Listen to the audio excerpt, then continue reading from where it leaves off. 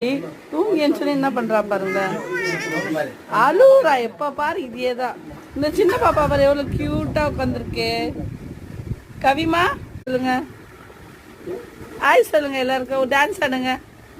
ஆய் சொல்லுங்க, dance dance ஆடுங்க, டான்ஸ் ஆடுங்க, ஆடுங்க.